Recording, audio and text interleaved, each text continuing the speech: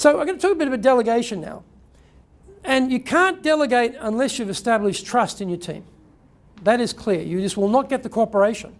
So how do we develop trust? Identify common ground, things you share, aspirations for the company. What's motivating that person?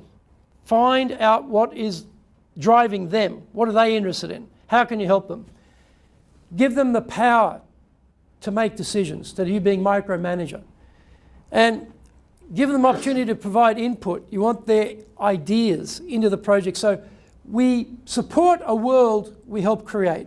So we need to let them help create that world. And then once you make a commitment, follow through on it. So creating a common sense of direction in your team, you know, how do we think about the market conditions? We've got certain budget constraints. What are they doing for us? What are individuals wanting to do? What are the customers driving us to do? What is management driving us to do? You know, what are the organizational challenges? You consider all of these things, and then you as a team are confronting all of these things together. So you're very much focused on, this is what we're trying to achieve as a group. Senior management wants this. This is what we have to do. You know, the customer wants this. This is what we have to do. We have time and budget. Remember that triangle of time, money, and quality? We have these directing how we're going to do. So you start to get people to realize we together have this issue or these issues to face, to solve. And then with most delegation, it fails because the way people do it. And the way they do it is, they don't delegate, they keep doing it. So no one can get a chance to receive the delegation. Or they dump it. They just come along and say, oh, look, get this report done by Wednesday. Boom. And that's the end of it. That is highly ineffective. Because what will happen there is the person themselves feels, you know what? I'm already busy. I don't need your work. I've got my own work. I can't even do that. And you just turn it, I don't even know how to do this. So it's not a high priority for them. You think it's being worked on, but then you find out a day beforehand, nothing's been done. Then it's panic, urgent and important, quadrant 1, straight there.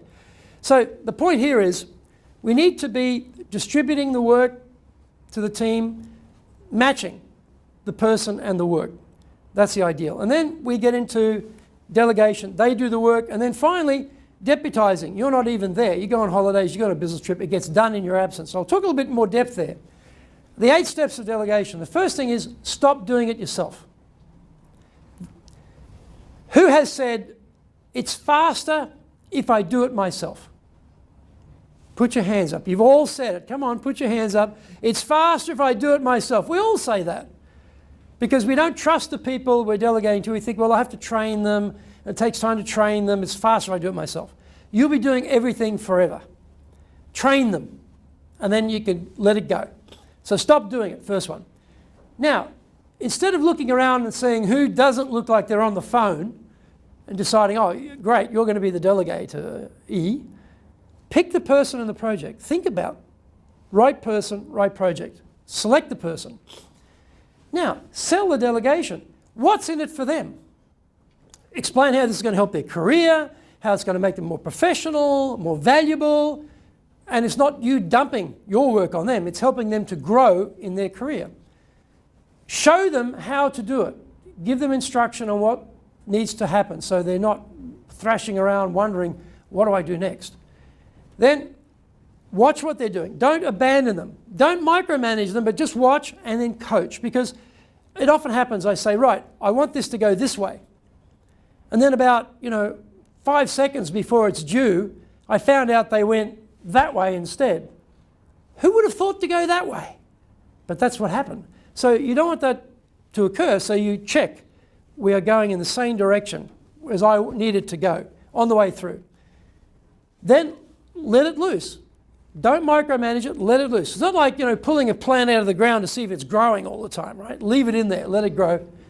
Then give them some feedback and follow up on how the steps are going. And then reward and celebrate, okay? Reward and celebrate good work. Hold people accountable. Be careful about buying it back. Oh, look, give it back to me, I'll do it. Because they may not do it very well. Oh, look at this, you've gone the wrong way. Oh, give it to me, I'll do it. No, instruct them in what they need to do. Don't buy it back. Don't bring it back onto your back. Or they come back to you, well, I need a decision on something. Now it's blocked because you're busy and you don't want to think about that decision. So you're stopping them. You've got to make that decision, hand it back to them, because otherwise it gets just locked, it goes nowhere. And then accountability, right? When does it need to be done? What is the quality it needs to be done by? And then for follow-up, very clearly define the results. What you expect it to look like at the end. Communicate the standards at the beginning. How will you know the standards of performance are being met? Make those very clear.